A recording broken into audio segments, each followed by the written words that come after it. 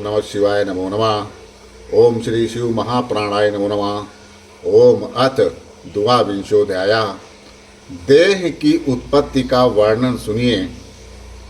व्यास जी कहते हैं, विधिम तात वदेनानि जीव जन्म विधानता गर्भे स्थितम चातस्यापि वैराग्यात मुनीश्वर। हे मुनीश्वर, हे तात, राग निवृत्ति के लिए इस समय विधि पूर्वक जीव के जन्म तथा गर्भ में उसकी स्थिति का वर्णन करिए। तब सनत कुमार कहते हैं, शृणु व्यास समासेन शास्त्र सारम विशेषतः वदश्यामि सुवैराग्यम मुमुक्षो बरवंद कृता। हे व्यास, अब मैं संक्षेप में संपूर्ण शास्त्रों के सार रूप उत्तम वैराग का वर्णन करूंगा, जो मुमुक्ष जन के संसार रूप बंधन को काटने वाला है। पाक पात्रस्य मध्ये तु पथगन्नम पथ जलम अग्निरूर्ध्व जलम स्थाप्यम तदन्नम चा जलोपरि जल स्यादासाचारग्नि स्थितो अग्निम दमते शनः वायुना धम्यमानो गिरिनरतशुणम कुरुतो जलम। पाक पात्र के मध्य स्थित अन्न और जल अलग अलग रहते हैं। अग्नि के ऊपर जल रहता है तथा जल के ऊपर अन्न रखा जाता है। जल के नीचे स्थित अग्नि को वायु धीरे धीरे प्रज्वलित करता है। वायु से प्रेरित हुई अग्नि जल को उष्ण करती है। तदन्नमुष्मातेन समन्तापच्यते पुनः द्विधा भवति तत्पक्वं प्रातिकिंटं प्रतिरसा मले द्वादशभिकिट्टं भिन्नं देहाद्वर्वतेत रसस्तु देहे सरति सा पृष्ठस्तेन जायते कर्णछिनासिका जिह्वा दन्तः शिशुनो गुदम नखा मलश्रया कफः स्वेदो ऋणमूत्रम द्वादश स्मृता।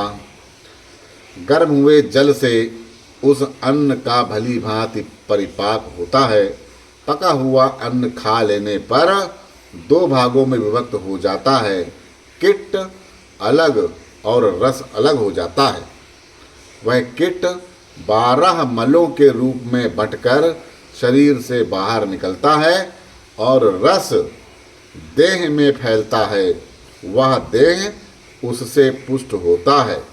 कान, नेत्र, नसिका, जिह्वा, दांत, लिंग, गुदा, नख ये मलाश्रय हैं तथा कफ, पसीना, विष्ठा और मूत्र ये मल हैं।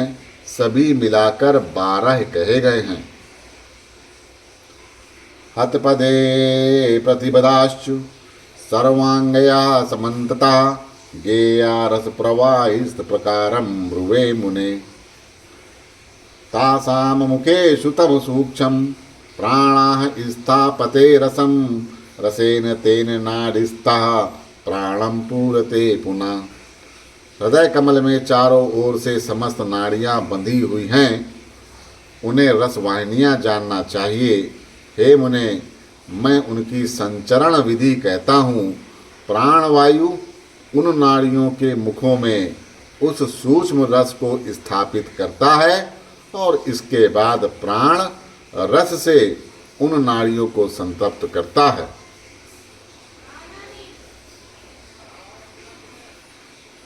पुनः प्रयन्ति संपूर्णा ताश्च देहं समन्तता तथा सा नाड़ी मध्यस्था शालिनेदात्मना रसा पच्यते पच्यमानच्च भवेत् पाकधं पुनः त्वक्तया विशेषते पूर्व रुद्रं च प्रजायते रक्तल्लुमानि मासं च केशा स्नायश्चु मासता स्नायुतश्च तथा स्थानी नखा मज्ज संभवा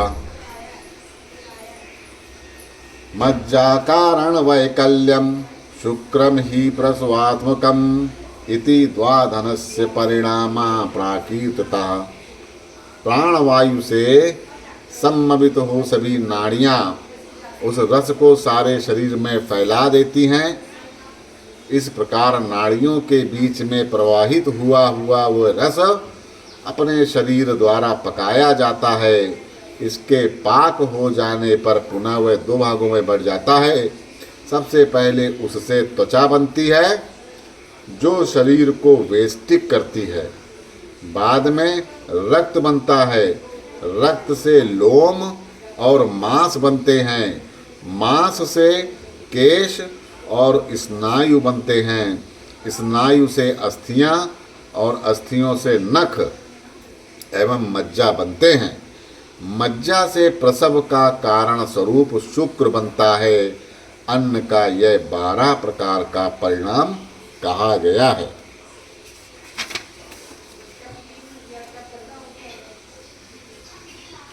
शुक्रो आंजयाते शुक्रदेव देहस्य संभवा ऋतुकाले यदा शुक्रम निर्दोषम योनि संस्थितम तदा तद वायु संस्पुष्टम स्त्री रक्ते नैकताम व्रजेत विसर्ग काले शुक्रस्य जीवा कारणा संयुक्ता संवृता प्रविशोषेदोनिम कर्माभि सर्वनियोजिता तच्छुकरक्ते कस्थमेकाहत कालम भवेत् पंचरात्रेण कललम बुधबुधा कराताम व्रजेत बुधबुधः सप्तरात्रेण मांसपेशी भवेत पुनः।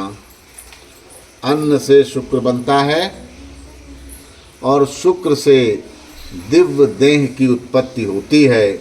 जब ऋतु काल में निर्दोष शुक्र योनि में स्थित होता है तब वायु के द्वारा वह स्त्री के रक्त में मिलकर एक हो जाता है।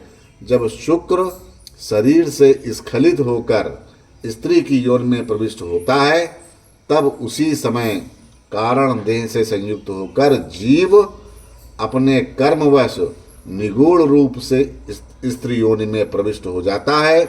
वह शुक्र और रक्त मिलकर एक दिन में कलल बनता है। वह कलल 5 रात में बुधबुध के आकार का हो जाता है और बुधबुध 7 रात में मांसपेशी बन जाता है।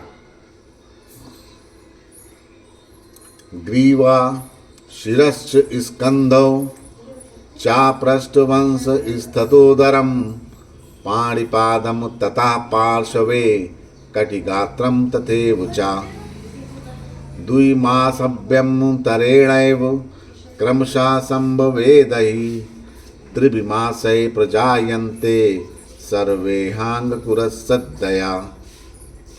इसके बाद ग्रीवा, सिर, दोनों कंधे, पीठ तथा मेरुदंड, पेट, हाथ पैर दोनों पार्श्व, कमर और गात्र क्रमशः 2 महीने के भीतर बन जाते हैं और 3 महीने में सभी अंकुर संधियां जोड़ बन जाती हैं।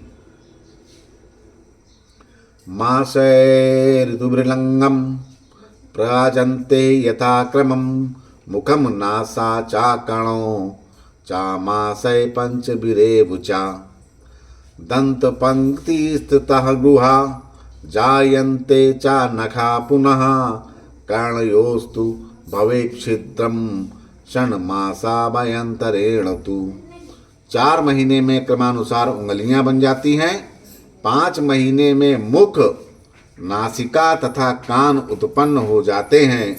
तत्पश्चात दांतों की पंक्ति, गुहा भाग, नख प्रकट हो जाते हैं। 6 महीने के भीतर कानों का छिद्र प्रकट हो जाता है। पायु में उपस्थम चानाभिश्चम प्रजायते संदयो ये चा गात्रेषु मासै जरयन्ति सप्तभी। 7 महीने में गुदा, मेह, उपस्थेंद्रिय, नाभि और अंगों में जो संधियां हैं ये सब उत्पन्न हो जाती हैं। अंग प्रत्यंग संपूर्ण परिपक्वासा तिष्ठति उदरे मातुराक्षन्नो जारायो मुनिसत्तमम। हे मुनिश्रेष्ठ, इस प्रकार अंग प्रत्यंग से पूर्ण वह जीव परिपक्व होकर जरायु से लिपटा हुआ माता के उदर में स्थित रहता है। मातुराहार चौर्ण षड्विधेन रसेन तु नाभिनालेन विद्येन वर्धते सा दिने दिने। नाभिनाल में बंधा हुआ वह जीव माता के आहार से प्राप्त 6 प्रकार के रसों से प्रतिदिन बढ़ता रहता है। ततः स्मृतम लभे जीव संपूर्ण यस्मिन् शरीर के सुखम दुखम विजानाति निद्रा स्वप्नम पुरा कृतम। तत्पश्चात शरीर के पूर्ण हो जाने पर उस जीव को स्मृति प्राप्त होती है। वह अपने पूर्व जन्म के किए गए कर्मों, सुख दुख, निद्रा और स्वप्न को जानने लगता है। मृतक्षाहम पुनर्जातो जातक्षाहम पुनर्मृता नाना योन सहस्राणि मया दृष्टानि जायता अधुना जात मात्रो वयम प्राप्त संस्कार एव च श्रेयो मुना करिष्यामि येन गर्भे न संभवा गर्भा स्थितन्नैवेमहं गर्भादिनम सतः अविष्यामि शिवज्ञानम संसार विनीत वर्तकम। मैं मर कर पुनः पैदा हुआ और पैदा होकर पुनः मरा, इस प्रकार से जन्म लेते हुए मैंने हजारों योनियां देखी। अब मैं उत्पन्न होते ही संस्कार युक्त होकर इस शरीर से उत्तम कर्म करूंगा, जिससे पुनः गर्भ में न आना पड़े। गर्भ में स्थिति वह जीव यह सोचता रहता है कि मैं गर्भ से निकलते ही संसार से मुक्ति प्रदान करने वाले शिव ज्ञान का अन्वेषण करूंगा। एवं सा गर्भदुखेन महता परिपीड़िता जीवा कर्म वशादस्ते मोक्षोपायम विचिन्तयन् यथा गिरिवराक्रान्तः कश्चिदुखेन तिष्ठति तथा जरायुणा देहि दुखम तिष्ठति वेष्टिता। इस प्रकार कर्मवश महान गर्भ कलेश से संतप्त हुआ वह जीव मोक्ष का उपाय सोचता हुआ वहां रहता है। जिस प्रकार बहुत बड़े पहाड़ से दबा हुआ कोई मनुष्य बड़े कष्ट से स्थित रहता है, उसी प्रकार जरायु से लिपटा हुआ जीव भी बड़े दुख से स्थित रहता है।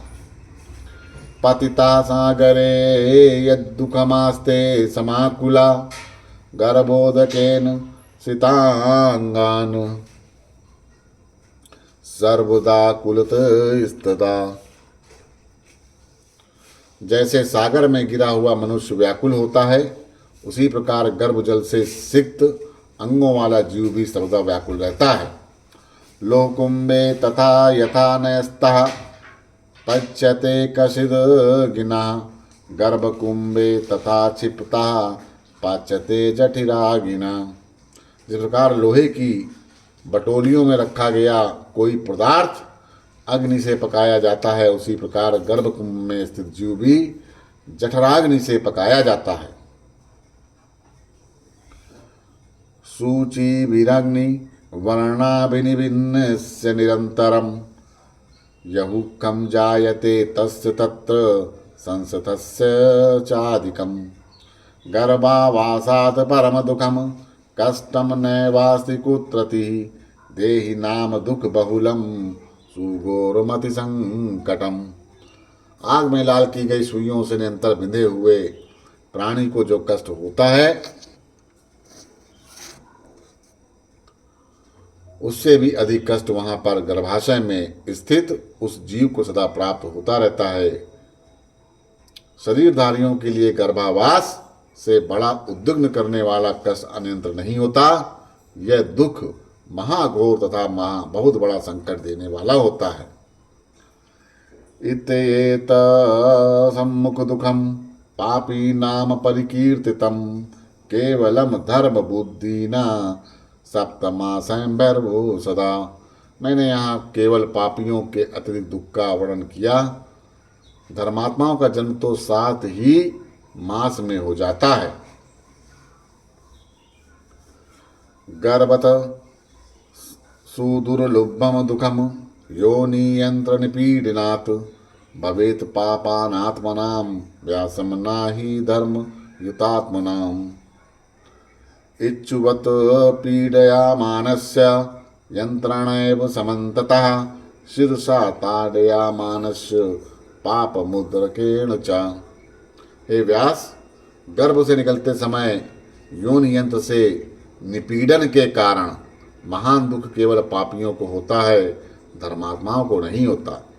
जिस प्रकार ईख को कोलू में डालकर उसे चारों ओर से पेरा जाता है और पेरे जाने पर उसका निपीड़न होता है, उसी प्रकार पाप रूपी मुद्गर से सिर पर प्रहार होने से उन पापियों को दुख होता है।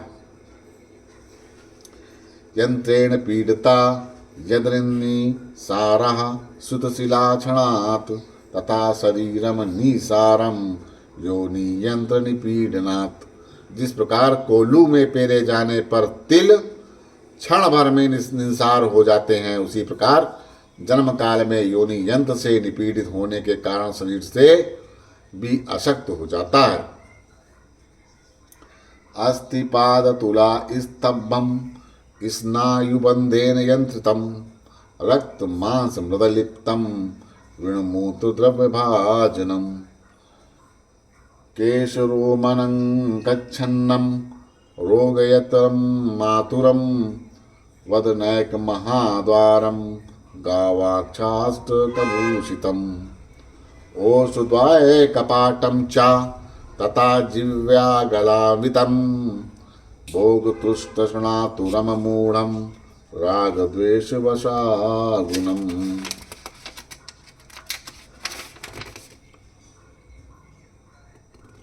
संवर्तितांग पयाङ्गम जरायु परिवेष्टितम संकटे नावविक्तेन योनिमार्गेण निर्गतम वृणमूत्र रक्त संसिक्तांगम विकोशकसं ध्रुवम अक्षिपंजर विख्यातमास्मिन् गेयम कलेवरम।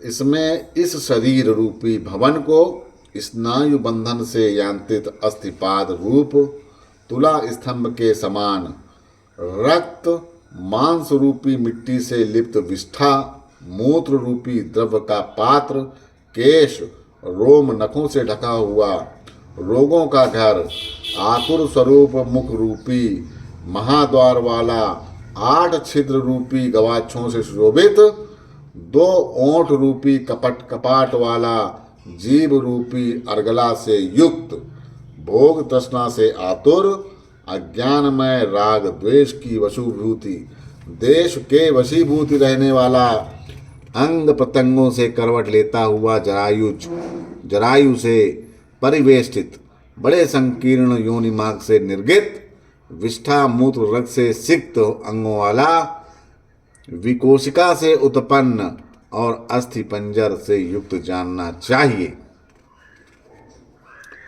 सत्ततयम षडधिकम पंचपेशी शतानि च शारदाभिस्मित सभिक्षन्नम समन्ताद्रोम कोटिभिः शरीरम स्थूल सूक्ष्म हृदस्या ही ता स्मृता एतावती विनारडीभिः कोटिभिस्तर संवृता आस्वेद मधुभिर्याभिर्संस्थिता स्रवते बहिः द्वात्रिंशा दशना प्रोक्ता विशन्ति निश्चनका स्मृता।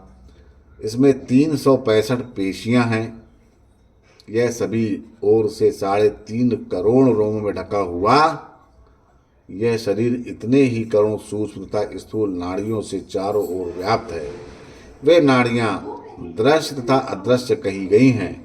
यह शरीर स्वेद एवं मधुवाहिनियां विहीन, मधु विहीन, नाड़ियों से रहित होकर भी स्वेद आदि के रूप में बाहर साबित होता रहता है।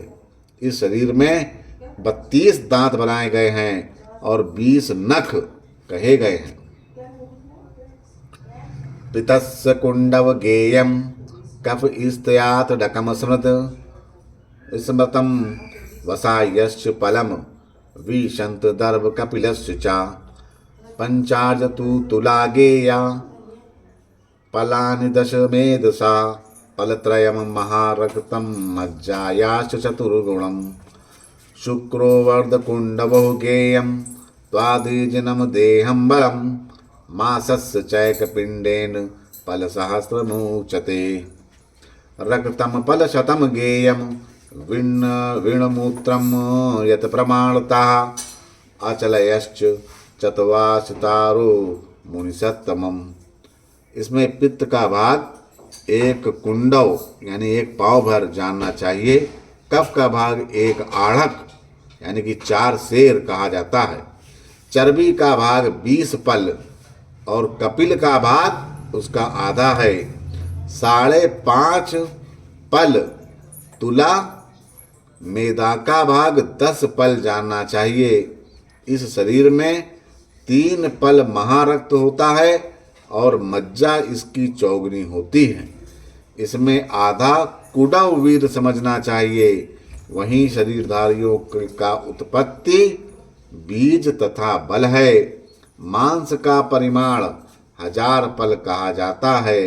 हे मुनिश्रेष्ठ, रक्त को 100 पल परिमाण का जानना चाहिए और 4-4 अंजलि विष्ठा तथा मूत्र का परिमाण होता है।